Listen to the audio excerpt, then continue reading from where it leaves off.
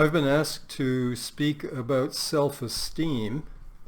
So the logical place to start, of course, as always, is with Freud, and with his concept of the ego ideal.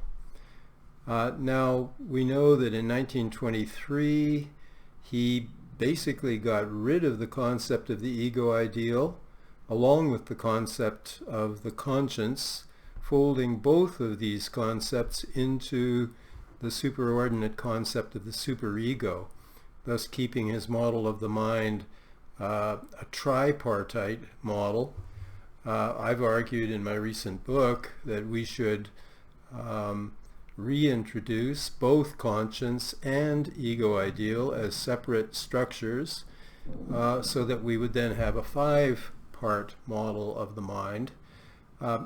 I found the concept of the ego ideal quite useful. In fact, I think if Freud had retained the concept, this might have obviated the emergence of self-psychology. I think self-psychology emerged in many ways to deal with problems that could have been addressed if Freud had hung on to his concept of the ego ideal. So what was his concept? We're having a major storm here, lots of thunder and lightning at the moment. Okay, to get at this, we have to go back to the not very well known early theory of the purified pleasure ego. I believe that Freud addresses this in his, is it a 1911 paper, Instincts and Their Vicissitudes? I'm fairly sure that's the paper where he really addresses the concept of the purified pleasure ego. Okay, he's starting with the idea that at the beginning, the infant is in a state of primary narcissism. We know that this has now had to be abandoned, this whole concept, because the infant research validates Melanie Klein, who argued that there was no primary narcissism or a phase of undifferentiation of self and object, or a symbiotic phase at the beginning. She posited instead that there are primitive object relations, a primitive sense of self relating to a primitive sense of objects from the beginning. But Freud believed in this undifferentiated phase where experience was supposed to be oceanic, unboundaried oneness. And of course, the Freudians thought that psychosis represents a collapse back into this stage of primary narcissism. The Kleinians had a very different idea of psychosis, because for them there is no undifferentiated state to fall back into. Therefore, what's happening in psychosis is has to be understood on a different basis, and the way they understood it was a kind of confusion brought about by the excessive use of projective identification. I'm putting so much of myself into you and introjecting so much of you into me in fantasy that I'm now confused about what's you and what's me. Anyway, because they had that different concept of psychosis, Kleinians felt free, much freer than Freudians, to work with psychotic states. In any case, Freud sees this oneness at the beginning, and after a certain number of weeks or a month or so, the ego begins to emerge, and from non-ego. So we have the birth of the first distinction between I and not I, self and other. In other words, the infant discovers that he is not the all and the everything. He begins to understand that there is a not me world over which he has little control. And this is an insult to his primary narcissism. Up to now, he has been everything. He is so reluctant to surrender this narcissistic, omnipotent sense of being the all and the everything, His Majesty, Lord of the Nursery, as Freud once put it, so reluctant to surrender this, but he must surrender it in order to become sane and to develop a mind. But it's as if he makes a bargain. He sort of says to himself, okay, I'll admit I'm not everything. There is a not me world, but everything that's good is me, and everything that is bad is not me. So here we have a split, a different kind of split than the splitting Melanie Klein arrives at, but it's still a split. The me is all good. The not me is all bad. And again, anticipating Klein, this purified pleasure ego, purified of everything bad and painful, is brought about by projection and introjection. All that is bad and painful in the self is projected out into the external world, the not me world, and everything that is good in the not me world is introjected into the self, resulting in this delusion that the self is all good and the not self is all bad. Okay, that's a development. It entails an important degree of surrender to the reality principle. I'm not the all and everything. I'm recognizing a not me world, but I'm insisting that everything that's good is me. If one remains fixated in the symbiotic or primary narcissistic stage, one remains deeply psychotic. If one moves on to stage 2, purified pleasure ego, and gets stuck there, then one is in the stage of secondary narcissism, but one is seriously out of touch with reality. Everything that's good is me. This is an omnipotent, highly narcissistic stage of egocentricity. It's essentially a delusional state. One is a little less out of touch with reality than when one thought there was nothing but me. Now I realize there is a world that is not me, but it is extremely devalued, and anything valued is me. Secondary narcissism. Obviously, to be fixated there is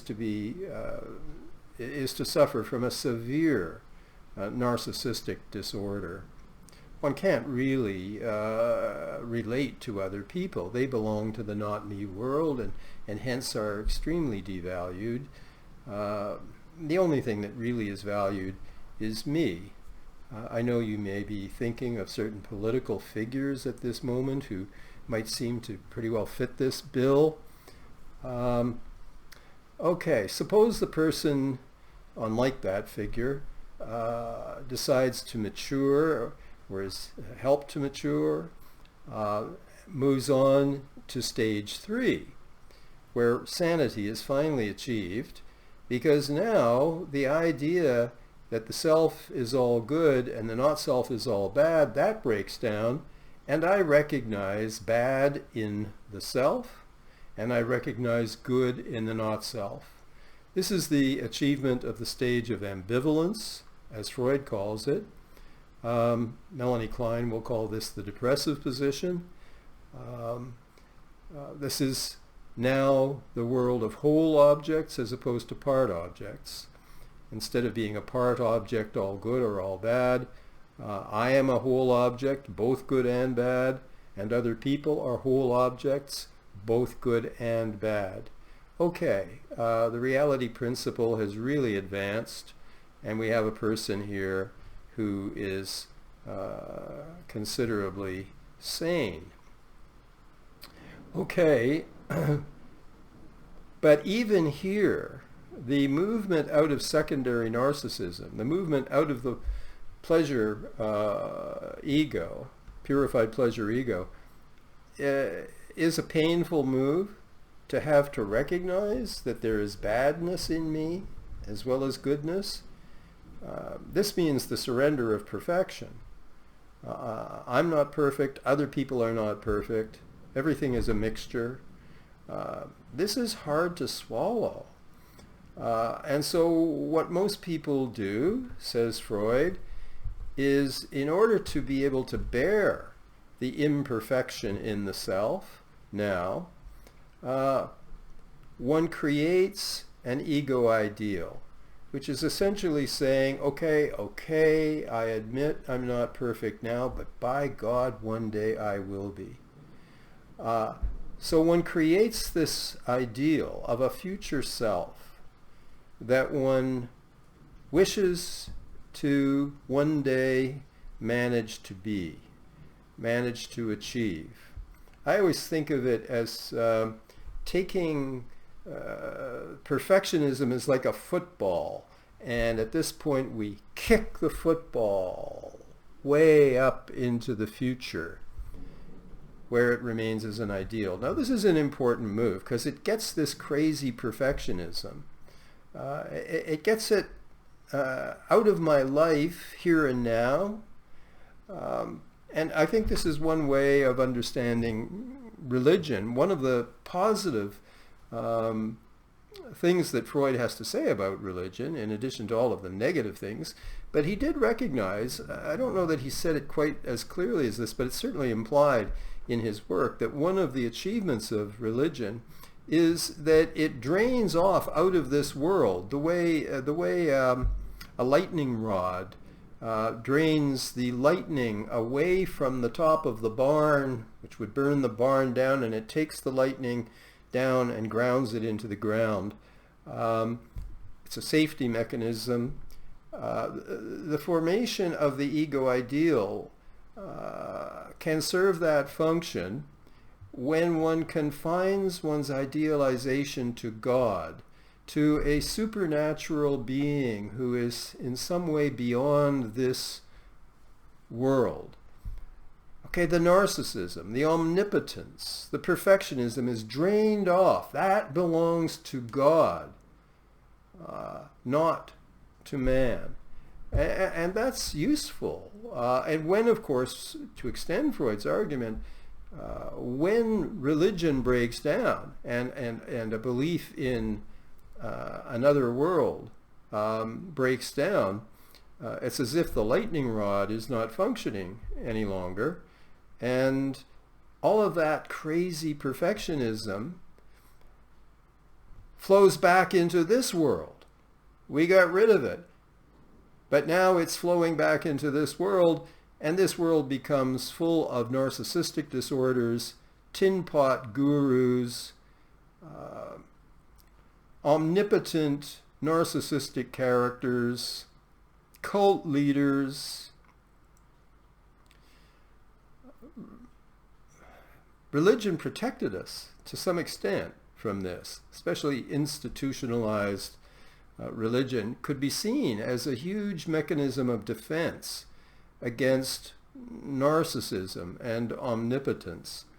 In fact, I've always understood the Episcopal, Catholic as well, many denominations, the Sunday service is a training in humility. I mean, we get down on our knees. Thy will be done, not my will.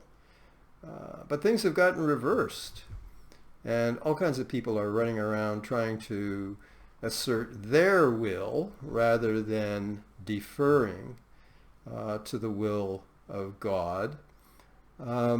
Okay, the breakdown of religion leads to perfectionism being brought back from the other world into this world. Now, the ego ideal is very similar to religion in that it gets rid of the perfectionism now. I face the fact that I'm far from perfect, but I hang on to the hope that one day I'll be God. One day I'll be perfect. And that's my ego ideal. Now, that's a very inflated ego ideal. That's the kind of ideal that someone who is very reluctant to give up their narcissism, they produce this inflated ego ideal. They insist on achieving a kind of godlike status. Not everyone has an ego ideal that is so inflated. The narcissism that is booted into the future in some folks is far less. And therefore their ego ideal is not quite so demanding, not demanding so much perfection, but it is demanding, and that is its function. So we try to accommodate to our imperfection by setting up an ideal. And now that we have this ideal, we can measure our real ego against our ego ideal. And so if I'm a university student and I write a paper and I get an A on the paper, my real ego rises up closer to my ego ideal. If I get a D on my paper, my real ego, my estimate of my real ego falls, and the distance between my real ego and my ego ideal is greater, and I'm deflated. If I get the A, I'm inflated. So inflation and deflation, the regulation of self-esteem, has to do with this constant measuring of myself against my ideal, my real self against my ideal. So here we have a theory of self-esteem regulation. I think it's pretty useful. We could say with this theory that a person who has a disorder in this area of self-esteem needs to work on both ends. That is, he may need to revise his view of his real ego. He may be poorly assessing his real ego. He may be over evaluating it or undervaluing it. A lot of people can't take compliments, are constantly deriding, devaluing themselves, undervaluing themselves, unable to appreciate their real qualities and their real achievements. They suffer from a lack of self-acceptance, and therefore therapeutically they could potentially be helped to assess their positive qualities more accurately. Or you can work at the other end and help the person understand that their ego ideal is way too inflated. It's impossibly demanding.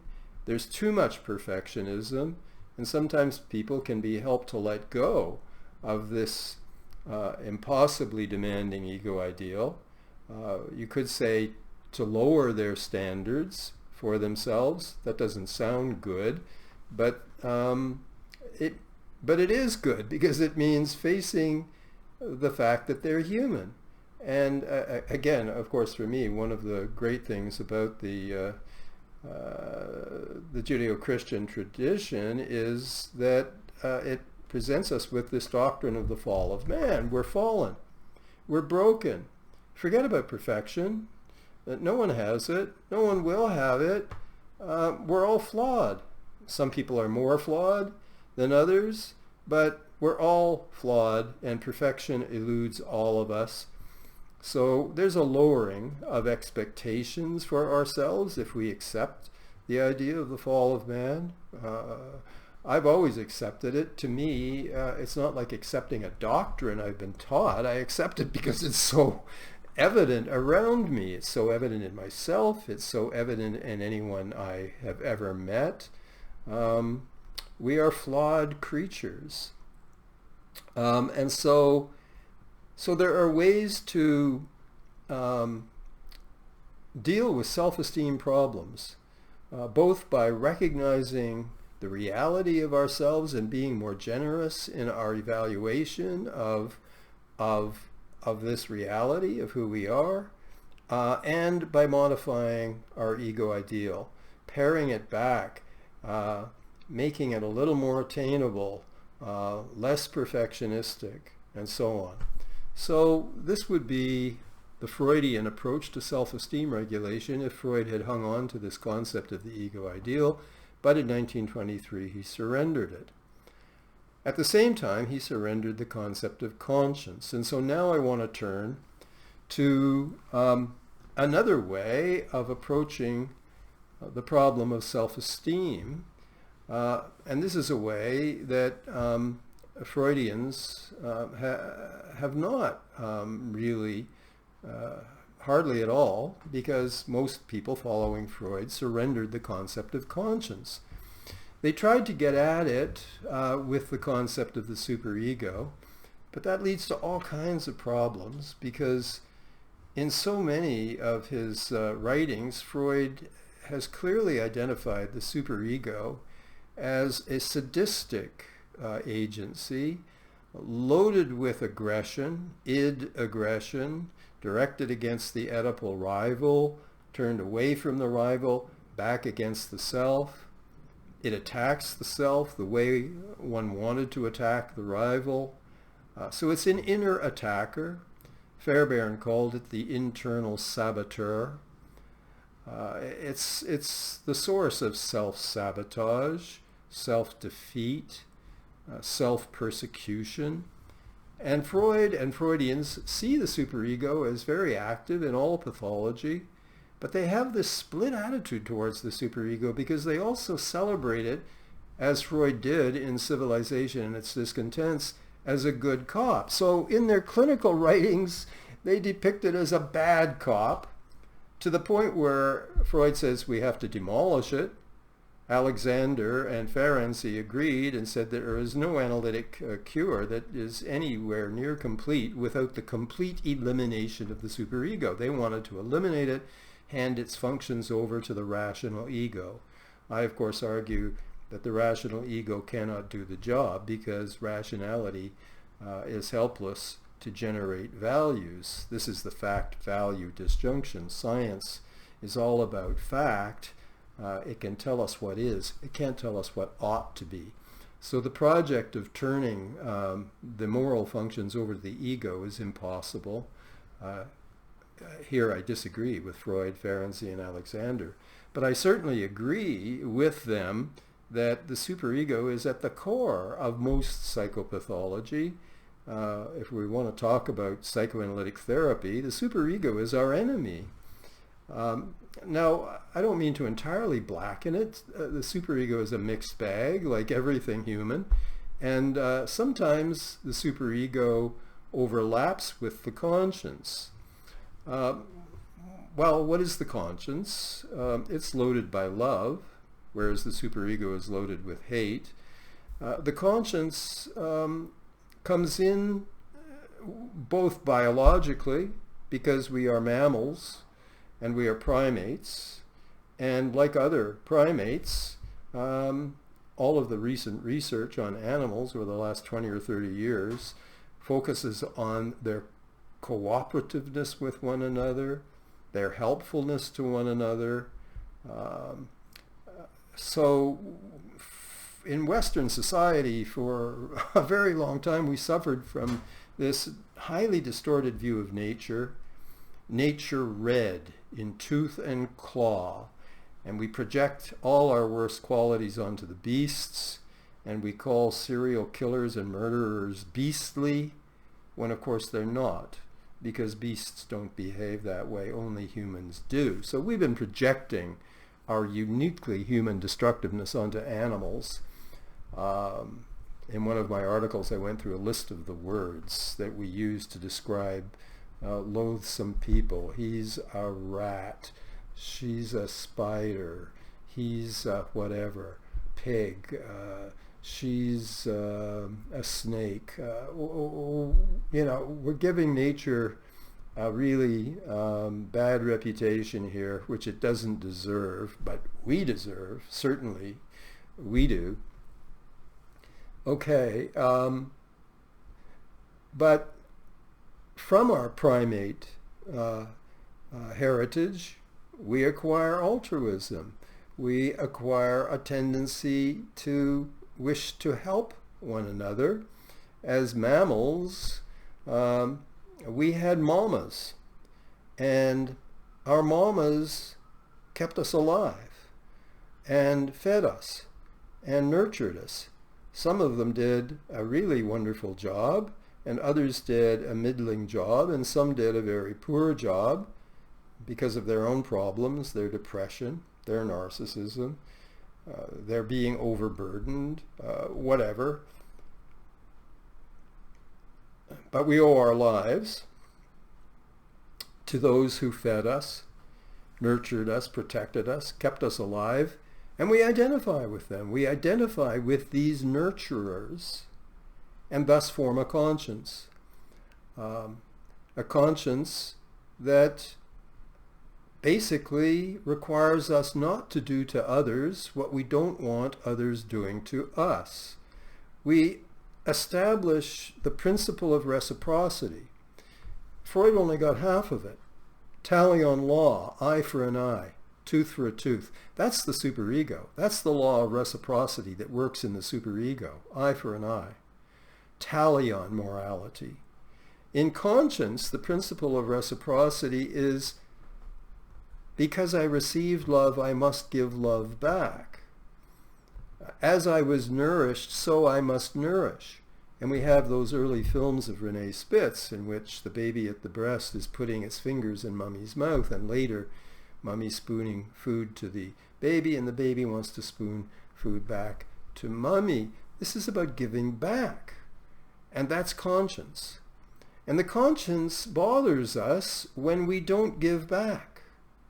When we are selfish, the conscience bothers us. We know we should be giving back.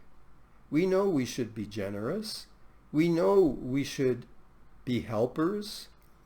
And when we don't, our conscience bothers us. And when our conscience is bothering us, we are fodder for the superego that's always looking for opportunities to attack us, because that's what the superego does. When we're in tune with conscience, superego can't get at us. I always think of horror movies. Dracula or some vampire is after us. But if we hold up the cross or holy water, it's defeated, it's helpless. If we're in tune with conscience, we're defended against the attacks of superego. In other words, if I'm in tune with my conscience, I respect myself. I have earned my self-respect by living conscientiously. So I respect myself, and someone tries to abuse me, and I say, sorry, you can't abuse me this way. Get out of here. I'm good. Go away. This is the way we learn to speak to our hostile superego. Buzz off. I don't take you seriously. You're trying to castrate me and undermine me, but I'm a good man. And I know I'm a good man because I'm living in tune with my conscience as best I can. I'm far from a perfect man. I am sometimes out of tune with my conscience. How does the conscience behave when we are out of tune with it? It doesn't attack us. It is sad. We feel its bite. We don't sleep well. We don't feel great. Our conscience is unhappy. It's like a father. It's not a father who straps us, but it's a father who perhaps has tears in his eyes because he loves us and we've chosen the wrong path, and he is saddened by this. And as in the story of the prodigal son, he is delighted if we turn back to him. He will celebrate our return to the life of conscience.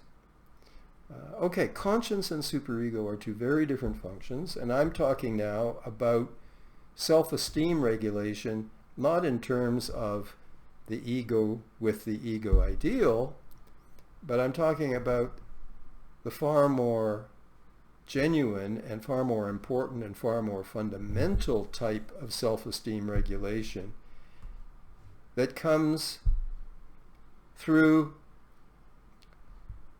remaining a conscientious person, staying on the path of righteousness, by which I don't mean being righteous towards other people. Being righteous towards others is to be off the path of righteousness. That's a form of aggression. Righteousness towards others, attacking them moralistically. That's a form of sadism. Cloaked sadism. There's plenty of that today. The social justice warriors are full of righteous indignation, and they feel just fine venting their sadism on their victims while cloaking themselves in righteousness and wagging their fingers at others. This is unconscionable. Those people can't feel good about themselves. They're trying to project all of their sins onto the others, who then they righteously reproach. Heinrich Racker spoke of a type of person who has a mania for reproaching. Well, that's a real good defense against being attacked by one's own superego. You identify with the superego and you deploy it towards the others, the sinners. Sadistic. Conscience is a completely other matter. And when I'm in sync with my conscience, knowing I'm far from perfect, I can never be perfectly in sync with my conscience, but I can do better and I can do worse. And when I'm doing fairly well, I'm pretty protected against these outrageous attacks by the superego and by other people who are being superego-ish towards me. I used to agree with Freud that we need to demolish the superego. My colleagues have helped me see that that's impossible. We do need a superego. The superego does represent the internalization of various rules and regulations, and some of those rules actually correspond with the conscience. The conscience says, don't do to others what you don't want them doing to you. Go to church, internalize into your superego, do unto others as you would have them do unto you. Okay, so their church, society, school system, parents are teaching me certain rules which happen to correspond with conscience. I mean, the more conscience we have, the less we need of the rules. I don't need to be told in church, do unto others. I already know this because I have a conscience. Because I'm a mammalian and primate creature, and I know about this. On one level, it's built into me biologically, and on another level, I've already learned this through having been loved and nourished, and having identified with the nourishers. But, okay, it's good to have a rule book. It's better to have a conscience. And so, the question of self-esteem, how to regulate self-esteem, the most important part of it is living a conscientious life. That is a loving life. That is loving one's true self, not one's false self, and loving others, and showing a capacity for concern for others, and doing the right thing, which is no easy path. Just ask Edward Snowden, just ask poor Julian Assange, or look at Jesus Christ. People who try to follow the path of conscience often end up being severely persecuted because the society around them hates people of conscience because it calls them into question. It stirs up their own conscience, and they don't want to hear from their conscience. They may have spent years burying their conscience, building walls against their conscience. And when they see an Ed Snowden or a Julian Assange or a Jesus Christ, all that work to defend against conscience is to some degree threatened. So what do we do with these people? We crucify them. That's human history, it seems to me. Anyway, I was asked about self-esteem regulation, hopefully without going to these extremes. I mean, I've managed to make age 76 without being crucified yet. There's still time for them, maybe. But the key to self-esteem, living a life of conscience, sorting out these two different voices inside us, the strict, cruel, sadistic, moralistic voice of the superego that's out to humiliate and crush me, as opposed to the voice of a loving conscience calling me to turn away from what is wrong towards what is right. If I do that, I am very strengthened. My self-esteem is very solid. It's hard for people to get at me. Okay.